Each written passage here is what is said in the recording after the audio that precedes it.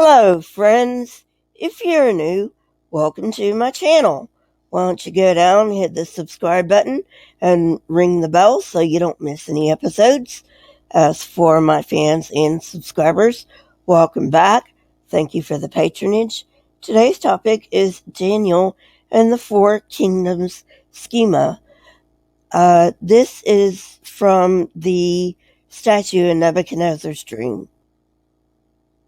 In the ancient Near East, people were preoccupied with the transfer of power, as can clearly be seen in the Sumerian and Egyptian kings lists. By the first millennium BCE, this interest shifted from individual kings to a series of international empires. The earliest evidence that we have found to date is recorded in the works of two Greek authors, Herodotus and Ctesias.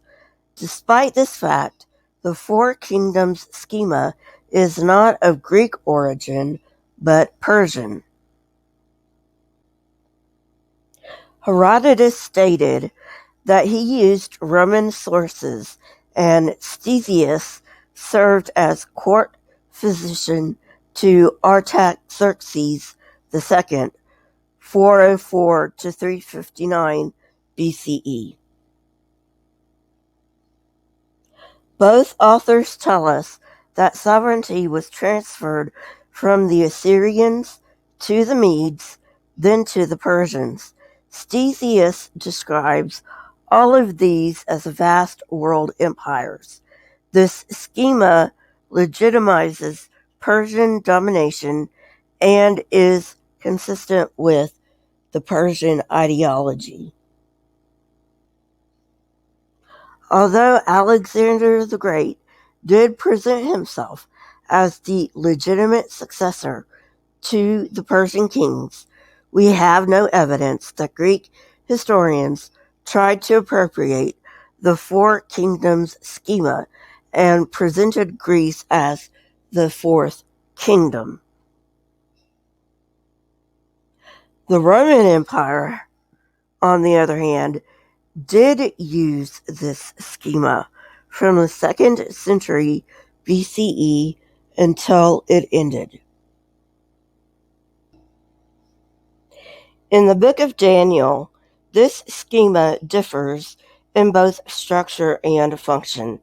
There's discontinuity between the kingdoms represented by the statue and the kingdom represented by the rock that shatters the statue. The author also adapts the sequence of these kingdoms to better fit the Jewish experience. From the Persian perspective, the sequence is Assyria, Media, and Persia. This reflects the true transition of power. However, the author substitutes Babylon for Assyria.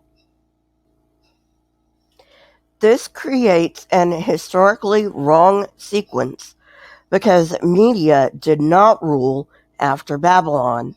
Thus, this transformed this schema into a model of resistance rather than a true representation of the transition of power. The description of the dream gives the parts of the statue brief but equal attention, whereas the interpretation does not. Nebuchadnezzar's kingdom is given the most interpretation, and the second and third kingdoms receive only brief descriptions. While the author does not present these kingdoms as divinely authorized like Nebuchadnezzar's kingdom, they are not presented in negative terms either. The second kingdom, Media, receives only one sentence, while the third is described in its breadth of power. From a Jewish standpoint, this made sense. Not only was the Persian Empire immense, but the Jewish communities that lived in the Persian Empire lived in it for over 200 years. The chapter's author lived in Hellenistic times, as can be seen in the fact that he concludes this sequence with a fourth kingdom, which the author presents as the turning point in history. And many historians do concur that the Greek kingdom was the turning point. The author presents this kingdom in terms of its destructiveness. Iron, the material that represents it in the dream, is presented as shattering and breaking everything. Verse 40. This reflects the rapid and violent impact that Alexander the Great had on the Persian Empire. The fact that the author writes that it will crush the three previous kingdoms refers to a symbolic and cultural, not literal, impact. Some saw the Hellenistic Empire as a break from the sequence of Near Eastern kingdoms, which is basically why people saw this as a significant turning point in history. Many modern historians concur with this view as stated previously. The actions of the Hellenistic Empire in destroying its predecessors foreshadows the actions of the everlasting kingdom. The author of this chapter frames this kingdom as the counterpart of the final kingdom, which is the everlasting kingdom of God.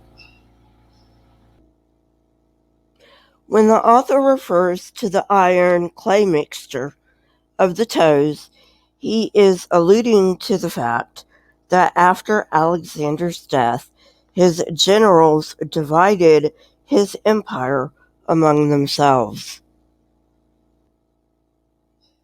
For the ancient Near East, only two of these generals were relevant: Ptolemy, who ruled Egypt, and Seleucus, who based his power in Mesopotamia and Syria.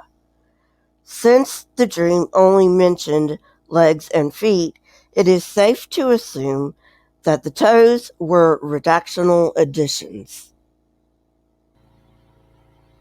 In verse 41, we find a statement about the inherent instability of a kingdom that is divided, even though it emphasizes the strength of the iron. Verse 42 also emphasizes the strength and weakness of two parts of the kingdom, alluding to Ptolemy and Seleucus. God resumes his active role in verse 44 in setting up another kingdom, yet this kingdom is differentiated from the others. The author does not refer to it as a fifth kingdom, which implies that it does not belong to the sequence. It is also described as an everlasting kingdom, and it shatters the previous kingdoms. Little is said about this final kingdom, apart from it being everlasting. The author adds a detail in the concluding imagery: the rock is cut from a mountain. This led Christian theologians to interpret this as a messianic kingdom, but it is far more likely that the author is either referring to universal sovereignty exercised by Israel or the direct sovereignty of God manifested on earth, since Jews have a far different interpretation of Messiah than Christians. In this case, it seems likely that the author envisions God ruling through a revived Israel, since previous authors have already said that both Nebuchadnezzar and Darius recognized the sovereignty of the Jewish God. You didn't think that we were done with Constantine, did you? No, we're just getting started on him. He is one of a long line of emperors who have used the Four Kingdom schema to legitimize his rule, as will be seen in the next episode. Well, friends, that's it for today. I hope you enjoyed it. If you did, hit that like button, press the subscribe button, and if you want to know when I come out with new content, hit the bell next to the subscribe button. My Twitter, Discord, email, PayPal, and website links are in the description, along with the source that I used for this particular episode. If you wish to contact me, the best way is Twitter. Next best is email. Also, please leave comments in the comment section. Not only do I love hearing from you, but it also helps the YouTube algorithm. If you have any suggestions, you can leave those down there as well. Remember, I choose my comment of the week from my edited videos. If you want to be in the running, leave a comment on an edited video. Keep learning and searching for truth. Here are a few videos from my library. If you have not watched them yet, go ahead and watch them and tell me what you think. Until next time, friends, stay safe and goodbye.